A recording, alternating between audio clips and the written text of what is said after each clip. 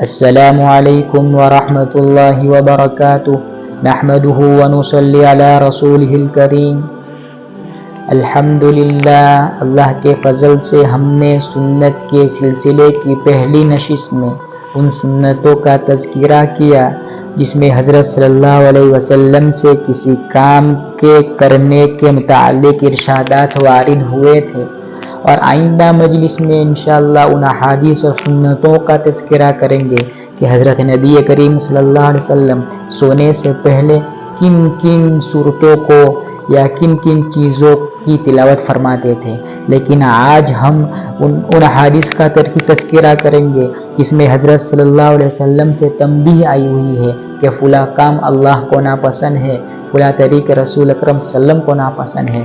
محترم سامعین، یہ بات ذہن نشین کر لینی چاہیے، الاستقامت فوق الف کرامات، شریعت پر جم جانا یہ 1000 کرامتوں سے افضل ہے، 1000 کرامتوں سے بہتر ہے۔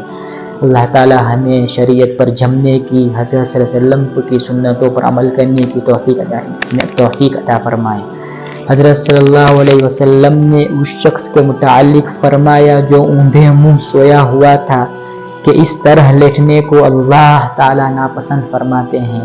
اللہ تعالیٰ امت کی ہر اس چیز سے حفاظت فرمائے جو اللہ کو ناپسند ہے۔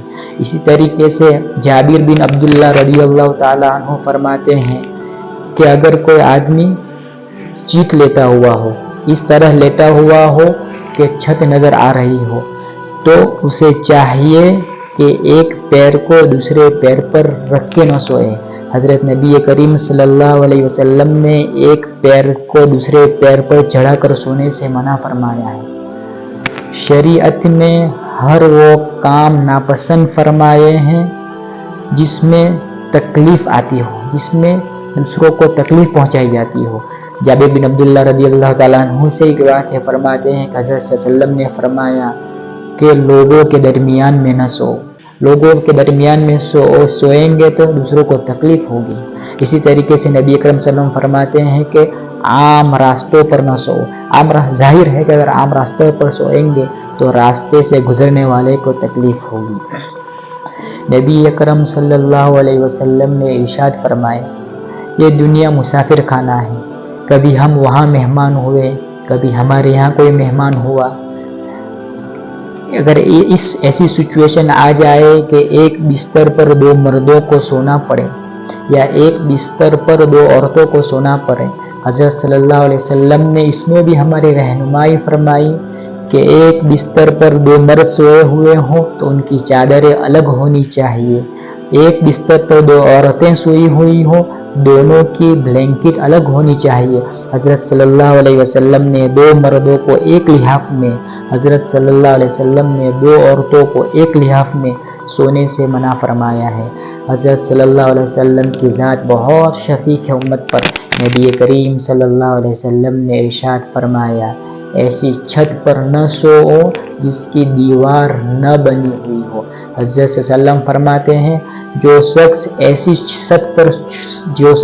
چھت پر سوئے جس کی دیوار نہ بنی ہو، اس سے میرا ذمہ بری ہے۔ حضرت صلی اللہ علیہ وسلم کے متعلق حضرت ابو ہریرہ فرماتے ہیں، کان النبی صلی اللہ علیہ وسلم یکرہ النوم قبل العشاء والحدیث بعدها۔ حضرت صلی اللہ علیہ وسلم عشاء سے پہلے سونے کو ناپسند فرماتے اور عشاء کے بعد بات چیت کرنے کو ناپسند فرماتے تھے۔ اسی طریقے سے حضرت صلی اللہ علیہ وسلم کا ارشاد کہ اگر ہاتھ میں چکناہٹ لگی ہو اسے دھو ڈالو، اگر چکناہٹ لگنے کے باوجود اگر وہ ایسے ہی سو گیا پھر اس کو اس کی وجہ سے کوئی مصیبت پہنچی تو وہ کسی اور کو ملامت نہ کرے، وہ خود کو ملامت کرے۔ اللہ تعالیٰ سے دعا کرتے ہیں کہ نبی کرم صلی اللہ علیہ وسلم سے ہمیں سچی محبت نصیب فرمائے، اللہ عمل کرنے کی توفیق عطا فرمائے اور دوسروں تک پہنچانے کی توفیق عنایت فرمائے۔